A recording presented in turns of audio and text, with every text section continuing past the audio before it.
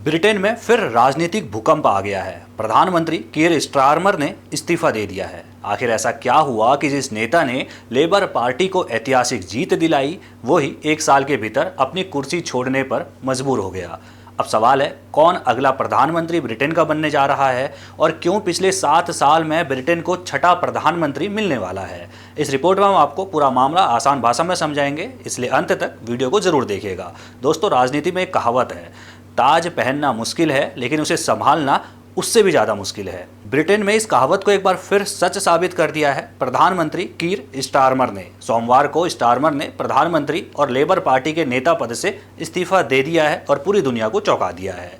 10 Downing street के बाहर राष्ट्र को संबोधित करते हुए उन्होंने कहा कि पार्टी को अब नहीं लगता कि वो अगले चुनाव में नेतृत्व करने के लिए सही व्यक्ति हैं, इसलिए उन्होंने पद छोड़ने का फैसला किया है। अब सवाल यह है कि आखिर ऐसा क्या हुआ कि जिस नेता ने 2024 में लेबर पार्टी को बड़ी जीत दिलाई थी, उसे सिर्फ कुछ समय बाद ही इस्तीफा देना पड़ गया।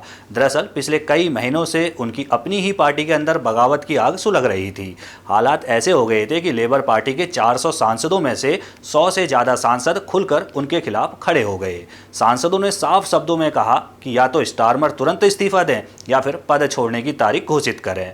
जब अपनी ही सेना तलवार निकाल ले तो किला ज्यादा दिन तक नहीं टिकता है। मामला यही नहीं रुका, सरकार के भीतर भी असंतोष बढ़ता गया। स्वास्थ्य मंत्री वेस स्टर्टिंग, रक्षा मंत्री जॉन हीली और जैस फिलिप्स जैसे नेताओं ने भी नेतृत्व को लेकर सवाल उठाए।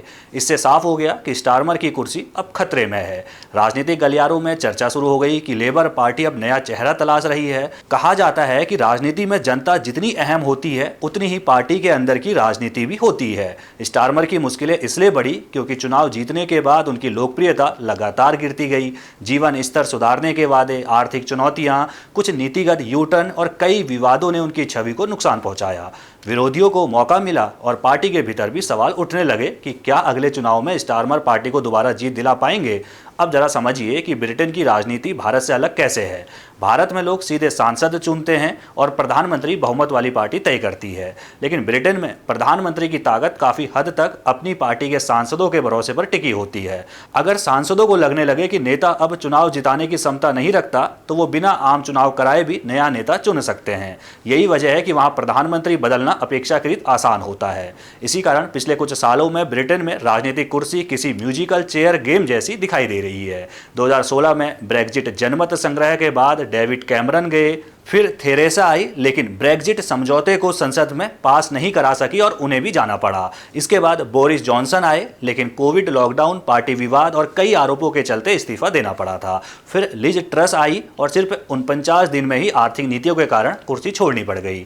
उनके बाद ऋषि सुनक आए, लेकिन चुनावी हार के बाद उनका कार्यकाल समाप्त हो गया। अब कीर स्टारमर ने भी इस्तीफा दे दिया है, यानी ब्रिटेन को 7 साल में छठा और 10 साल में 7वां प्रधानमंत्री मिलने जा रहा है। अब सबसे बड़ा सवाल, अगला प्रधानमंत्री कौन होगा। इस समय सबसे ज्यादा चर्चा एंडी बर्नहैम की हो रही है। बीबीसी समेत कई राजनीतिक विश्लेषकों का मानना है कि वो इस दौड़ में सबसे आगे हैं। हाल ही में उन्होंने मैकरफील्ड उपचुनाव जीतकर संसद में वापसी की है और पार्टी के भीतर उनका समर्थन तेजी से बढ़ा है। एंडी बर्नहैम को लेबर पार्टी के लेफ्ट और स्ट्रेटजिस्ट दोनों गुटों का समर्थन मिलने की बात कही जा रही है। कोविड महामारी के दौरान उन्होंने मैनचेस्टर के हितों के लिए केंद्र सरकार से खुलकर टक्कर ली थी, जिससे उनकी लोकप्रियता काफी बढ़ी थी। हालांकि मुकाबला इतना आसान भी नहीं होगा। एंजेला रेनर, यवेट कूपर और वेस स्ट्रेटिंग जैसे नाम भी संभावित दावेदारों में माने जा रहे हैं। एंजेला रेनर पार्टी की उपनेता हैं और जमीनी कार्यकर्ताओं के बीच मजबूत पकड़ रखती हैं। यवेट कूपर अनुभवी नेता हैं, जबकि वेस स्ट्रेटिंग को पार्टी की नई पीढ़ी का चेहरा माना जाता है। इसलिए नेतृत्व का चुनाव दिलचस्प हो सकता है। स्टारमर ने अपने संबोधन में कहा कि वो नए नेता के चुने जाने तक प्रधानमंत्री बने रहेंगे और अपने उत्तराधिकारी को पूरा सहयोग देंगे। उन्होंने किंग चार्ल्स तृतीय को भी अपने फैसले की जानकारी दे दी है। अब लेबर पार्टी की राष्ट्रीय कार्यकारी समिति यानी NEC नेतृत्व चुनाव का पूरा कार्यक्रम तय करेगी। उम्मीद है कि जुलाई के मध्य तक नया नेता चुन लिया जाएगा। दोस्तों, राजनीति में अक्सर कहा जाता है, राजा वही रहता है जिसके पीछे सेना खड़ी होती है, लेकिन कीर स्टारमर के साथ समस्या यही हुई कि राजा तो रहे, लेकिन उनके पीछे सेना खड़ी दिखाई नहीं दे रही है। आप किस तरह देखते हैं इस पूरी रिपोर्ट को? अपनी राय कमेंट में जरूर रखिएगा। बाकी जो कुछ भी अपडेट आएगा हम आप तक सबसे पहले पहुंचाएंगे। नमस्कार।